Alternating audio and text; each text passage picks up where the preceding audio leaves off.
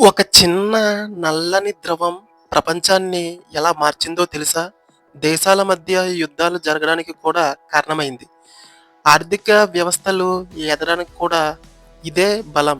కార్లు, విమానాలు, ఫ్యాక్టరీలు అన్నీ ఈ ఒక్క ద్రవం పైనే ఆధారపడ్డాయి. అది చమురు.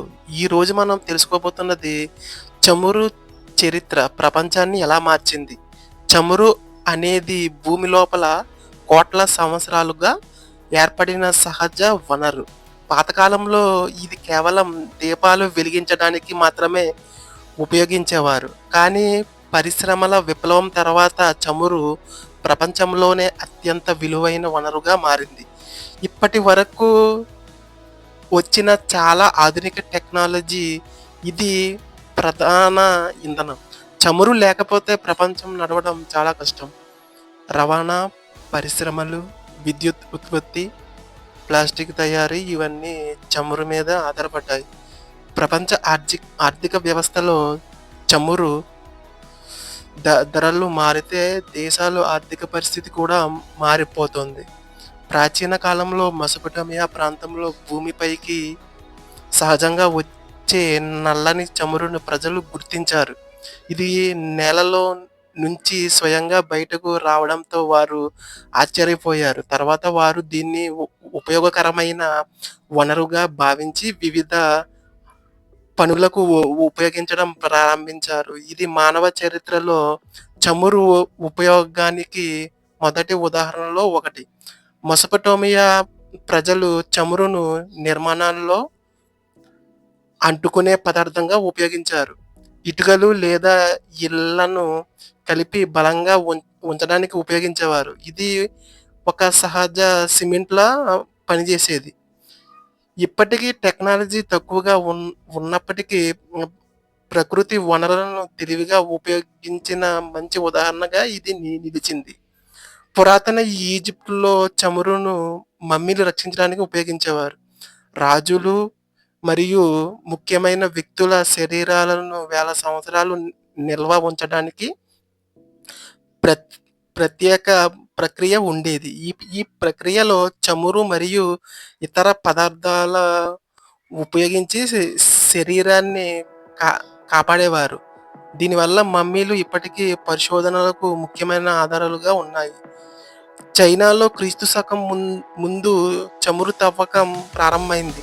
అప్పట్లో వారు భూమిలో లోతుగా తవ్వి చమురును బయటకు తేవడానికి ప్రత్యేక పద్ధతులు ఉపయోగించారు. ఇది ప్రపంచంలో చమురు తవ్వకానికి ప్రారంభమైన పురాతన సాంకేతికతలో ఒకటి. చైనీయులు ఆవిష్కరణ ఆలోచన దీనికి సాధ్యం చేసింది. చైనాలో ప్రజలు బాంబు పైపులను ఉపయోగించి భూమిలో నుంచి చమురు తీసేవారు. బాంబు సహజంగా బలమైనది మరియు లోపల ఖాళీగా ఉండడం వల్ల అది హైపర్ పైప్‌గా ఉపయోగపడింది. ఈ పద్ధతిలో ఆ ఆకారంలో చాలా వినూత్నంగా ఉండేది. ఇది ఆధునిక డ్రిల్లింగ్ టెక్నాలజీకి ఒక ప్రారంభ దిశగా భావించబడుతుంది. మధ్యయుగ కాలంలో చమురును ప్రధానంగా దీపాలు వెలిగించడానికి ఉపయోగించేవారు. విద్యుత్ లేని కాలంలో రాత్రి వెలుగుకు దీపాలు ముఖ్యమైనవి. చమురు దీపాలు దీర్ఘకాలం వెలుగును అందించేవి. అందువల్ల ఇది పట్టణాలు మరియు గ్రామాల్లో ముఖ్యమైన శక్తి వనరుగా మారింది. 1859లో అమెరికాలో మొదటి వాణిజ్య చమురు బావి తవ్వించబడింది. ఇది ఆధునిక చమురు పరిశ్రమకు ప్రారంభ బిందువుగా భావించబడుతుంది. ఈ బావిని ఎడ్విన్ డ్రేక్ అనే వ్యక్తి తవ్వించాడు. ఈ సంఘటన తర్వాత ప్రపంచవ్యాప్తంగా చమురు తవ్వకాలు వేగంగా పెరిగాయి. ఈ మొదటి చమురు బావి విజయంతో ప్రపంచం చమురుకు ఉన్న అసలు విలువను గుర్తించింది. పరిశ్రమలు, వ్యాపారాలు, ప్రభుత్వాలు చమురు కోసం కొత్త ప్రాంతాలను అన్వేషించడం ప్రారంభించాయి. దీనితో చమురు పరిశ్రమ వేగంగా అభివృద్ధి చెందింది మరియు ప్రపంచ ఆర్థిక వ్యవస్థలో కీలక పాత్ర పోషించడం మొదలైంది. చమురు తవ్వకాలు పెరగడంతో రిఫైనరీలు ఏర్పడ్డాయి. రిఫైనరీలు అంటే ముడి చమురును శుద్ధి చేసే వివిధ ఇంధనాలు మరియు ఉత్పత్తులుగా మార్చే కేంద్రాలు. ఈ ప్ర ఈ ప్రక్రియ వల్ల చమురు మరింత ఉపయోగకరంగా మారింది. ప్రపంచంలోనే అనేక దేశాల్లో భారీ రిఫైనరీలు నిర్మించబడ్డాయి. రిఫైనరీల ద్వారా పెట్రోలు, డీజిల్, కిరోసిన్ వంటి ఇంధనాలు తయారయ్యాయి. ఇవి వాహనాలు, యంత్రాలు మరియు పరిశ్రమలకు ప్రధాన వనరుగా మారాయి. దీనివల్ల రవాణా మరియు పరిశ్రమల అభివృద్ధి వేగంగా జరిగింది. చమురు ఆధారిత ఈ ఇంధనాలు ఆధునిక ప్రపంచ నిర్మాణంలో కీలక పాత్ర పోషించాయి. కార్ల ఆవిష్కరణ మరియు చమురు అవసరం మరింత పెరిగింది. ప్రపంచంలోనే కోట్ల సంఖ్యలో వాహనాలు తయారవ్వడంతో పెట్రోల్ మరియు డీజిల్ డిమాండ్ భారీగా పెరిగింది. దీనివల్ల చమురు పరిశ్రమ మరింత విస్తరించింది మరియు అనేక దేశాల ఆర్థిక వ్యవస్థకు ముఖ్య ఆధారంగా మారింది. పరిశ్రమల విప్లవం తర్వాత యంత్రాలు మరియు ఫ్యాక్టరీలు విస్తృతంగా ఏర్పడ్డాయి. ఇవి పనిచేయడానికి ఇంధనం అవసరం ఉండేది. చమురు ఈ అవసరాన్ని తీర్చింది. దీనివల్ల పరిశ్రమలు వేగంగా అభివృద్ధి చెందాయి మరియు ప్రపంచ ఆర్థిక వ్యవస్థలో పెద్ద మార్పులు వచ్చాయి. 20వ శతాబ్దంలో చమురు ప్రపంచ రాజకీయాల్లో కీలక అంశంగా మారింది. చమురు ఉన్న దేశాలు ఆర్థికంగా మరియు రాజకీయంగా శక్తివంతంగా మారాయి. అందువల్ల దేశాల మధ్య చమురు కోసం పోటీ కూడా పెరిగింది. ఇది అంతర్జాతీయ సంబంధాలపై పెద్ద ప్రభావం చూపింది. మధ్య ప్రాచ్యం ప్రపంచంలోనే అతిపెద్ద చమురు నిల్వల ప్రాంతంగా మారింది. సౌదీ అరేబియా, ఇరాక్, కువైట్ వంటి దేశాల్లో భారీ చమురు నిల్వలు కనుగొనబడ్డాయి. దీనివల్ల ఆ ప్రాంత ప్రపంచ శక్తి రాజకీయాల్లో అత్యంత ముఖ్యమైన ప్రాంతంగా మారింది. సౌదీ అరేబియా ప్రపంచంలోని అతిపెద్ద చమురు ఉత్పత్తుల్లో ఒకటిగా ఎదిగింది. అక్కడే ఉన్న విస్తారమైన చమురు నిల్వలు దేశ ఆర్థిక వ్యవస్థను బలంగా మార్చాయి. చమురు ఎగుమతులు వల్ల సౌదీ అరేబియా ప్రపంచంలోనే ధనిక దేశాల్లో ఒకటిగా మారింది. 1960లో ఓపిన్ అనే సంస్థ ఏర్పడింది. ఇది చమురు ఉత్పత్తి చేసే దేశాల మధ్య సహకారం కోసం స్థాపించబడింది.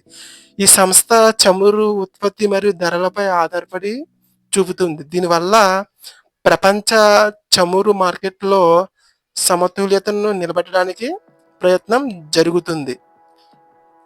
ఓపెక్ సభ్య దేశాలు కలిసి చమురు ఉత్పత్తిని నియంత్రించడానికి ప్రయత్నిస్తాయి. దీనివల్ల చమురు ధరలు స్థిరంగా ఉండేలా చూడడం లక్ష్యం. ఈ సంస్థ ప్రపంచ చమురు మార్కెట్లో ఒక ముఖ్యమైన శక్తిగా మారింది. 1973లో ప్రపంచంలో పెద్ద చమురు సంక్షోభం జరిగింది. కొన్ని దేశాలు చమురు సరఫరాను తగ్గించడంతో ధరలు ఒక్కసారిగా పెరిగాయి. దీనివల్ల అనేక దేశాల్లో ఇంధన కొరత ఏర్పడింది. ఈ సంక్షోభం ప్రపంచ ఆర్థిక వ్యవస్థపై భారీ ప్రభావం చూపింది. అనేక పరిశ్రమలు నష్టపోయాయి మరియు దేశాలు కొత్త శక్తి వనరులను అన్వేషించడం ప్రారంభించాయి. చమురు ధరలు ఒక్కసారి పెరగడంతో ప్రజల జీవన వ్యయం కూడా పెరిగింది. ఇది ప్రపంచ ఆర్థిక వ్యవస్థను కుదిపేసింది. తర్వాత సముద్రాల్లో కూడా చమురు తవ్వకాలు ప్రారంభమయ్యాయి. సముద్రపు అడుగున ఉన్న చమురు నిల్వలను కనుగొనడానికి ప్రత్యేక టెక్నాలజీ ఉపయోగించేవారు.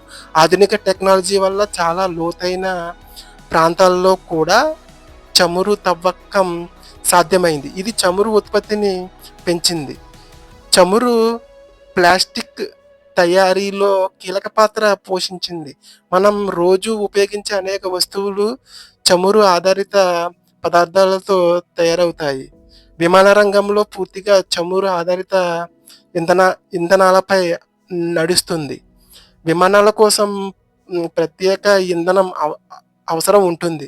ప్రపంచ దేశాల మధ్య చమురు కోసం పోటీ పెరిగింది. దీనివల్ల కొన్ని ప్రాంతాల్లో రాజకీయ ఉద్రిక్తతలు కూడా పెరిగాయి. కొన్ని యుద్ధాలకు కూడా చమురు ఒక కారణంగా మారింది.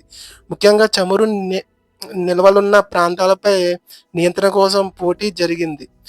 చమురు వినియోగం పెరగడంతో కాలుష్యం సమస్యలు కూడా పెరిగాయి. గాలి కాలుష్యం, కార్బన్ సమస్యలు పెరిగాయి.